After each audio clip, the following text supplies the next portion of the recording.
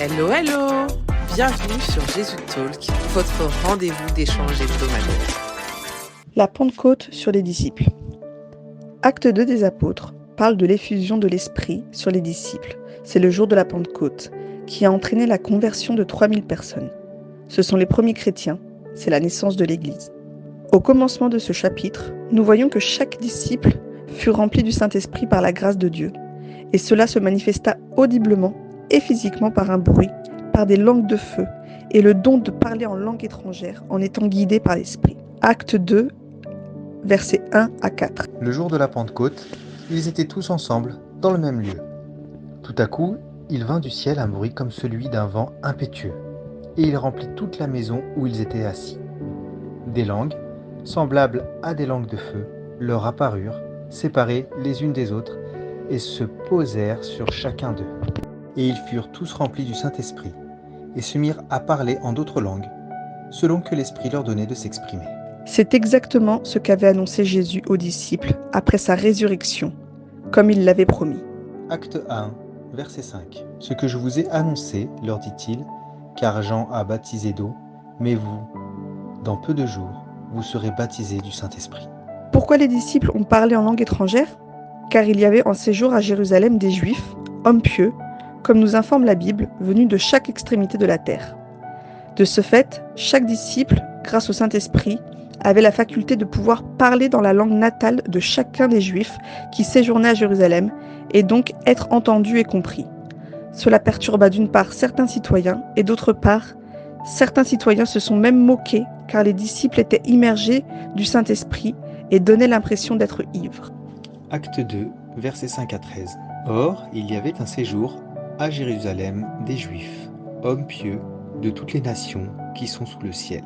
Au bruit qui eut lieu, la multitude accourut, et elle fut confondue parce que chacun les entendait parler de sa propre langue. Ils étaient tous dans l'étonnement et la surprise, et ils se disaient les uns aux autres, « Voici, ces gens qui parlent, ne sont-ils pas tous Galiléens ? Et comment les entendons-nous dans notre propre langue à chacun, dans notre langue maternelle ? Partès, Médès, Élamithès, ceux qui habitent la Mésopotamie, la Judée, la Cappadoce, le Pont, l'Asie, la Phrygie, la Pamphylie, l'Égypte, le territoire de la Libye voisine de Cyrène, et ceux qui sont venus de Rome, juifs et prosélytes, crétois et arabes. Comment les entendons-nous parler dans nos langues des merveilles de Dieu ? Ils étaient tous dans l'étonnement, et ne sachant que penser, ils se disaient les uns aux autres, « Que veut dire ceci ?» Mais d'autres se moquaient et disaient, « Ils sont pleins de vin doux. » Pierre, alors animé du Saint-Esprit, prit la parole d'une voix forte afin de clarifier la situation. Ce qui est en train d'arriver est la manifestation de la promesse de Dieu, évoquée dans le message du prophète Joël dans l'Ancien Testament. Acte 2, versets 14 à 21. Alors, Pierre, se présentant avec les 11, éleva la voix, et leur parla en ces termes. « Hommes juifs, et vous tous qui séjournez à Jérusalem, sachez ceci, et prêtez l'oreille à mes paroles. Ces gens-là ne sont pas ivres, comme vous le supposez, car c'est la 3e heure du jour. Mais c'est ici qui a été dit par le prophète Joël. Dans les derniers jours, dit Dieu, je répandrai de mon esprit sur toute chair. Vos fils et vos filles prophétiseront. Vos jeunes gens auront des visions, et vos vieillards auront des songes. Oui, sur mes serviteurs et sur mes servantes, dans ces jours-là, je répandrai de mon esprit, et ils prophétiseront. Je ferai paraître des prodiges en haut dans le ciel, et des miracles en bas sur la terre, du sang, du feu, et une vapeur de fumée. Le soleil se changera en ténèbres, et la lune en sang, avant l'arrivée du jour du Seigneur, de ce jour grand et glorieux. Alors, quiconque invoquera le nom du Seigneur sera sauvé. Ici, cela nous montre la puissance de l'Esprit Saint qui est descendu sur Pierre, puisque grâce au Saint-Esprit, Pierre a pu parler avec assurance et manifester le don de parole, de connaissance avec la transmission de ce verset. Jésus avait également annoncé aux disciples la parole suivante.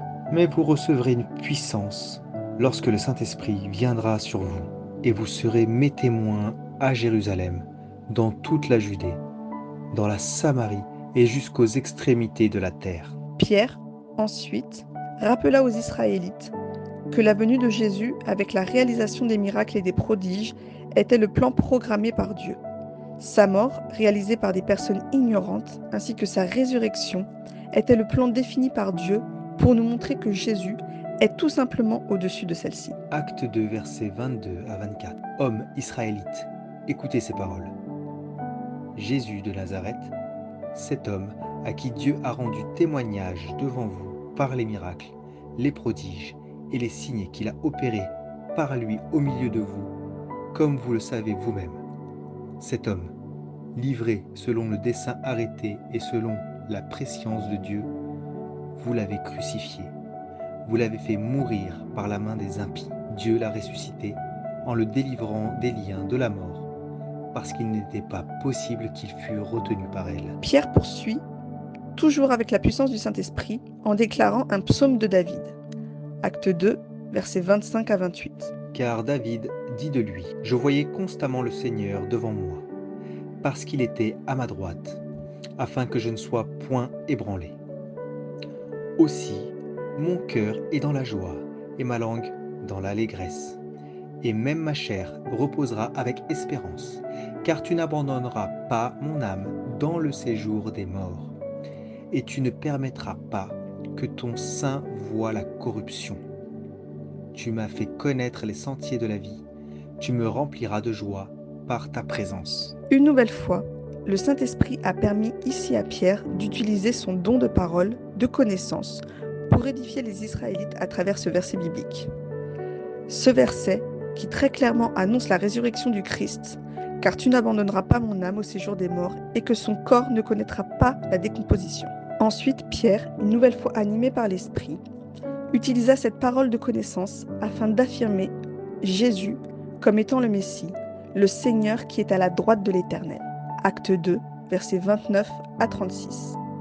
Hommes, frères, qu'il me soit permis de vous dire librement, au sujet du patriarche David, qu'il est mort, qu'il a été enseveli, et que son sépulcre existe encore aujourd'hui parmi nous. Comme il était prophète, et qu'il savait que Dieu lui avait promis avec serment de faire asseoir un de ses descendants sur son trône, c'est la résurrection du Christ qu'il a prévue et annoncée, en disant qu'il ne serait pas abandonné dans le séjour des morts, et que sa chair ne verrait pas la corruption.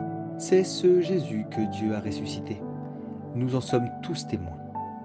Élevé par la droite de Dieu, il a reçu du Père le Saint-Esprit qui avait été promis.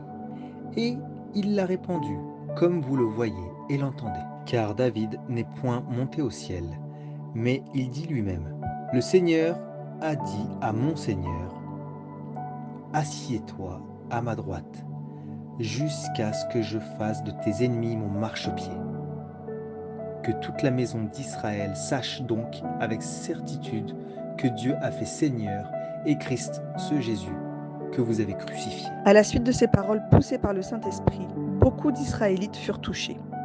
Acte 2, verset 37.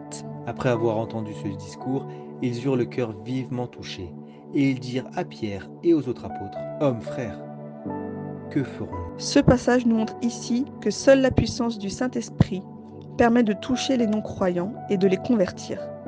Ce passage nous démontre une nouvelle fois que prêcher la parole de l'Éternel doit se faire impérativement avec la présence du Saint-Esprit. Il est indispensable de ne pas oublier que c'est le Saint-Esprit qui touche le cœur des hommes et non l'être humain en lui-même. Pierre répondit à leurs questions avec le seul et unique message de la Bible, la repentance.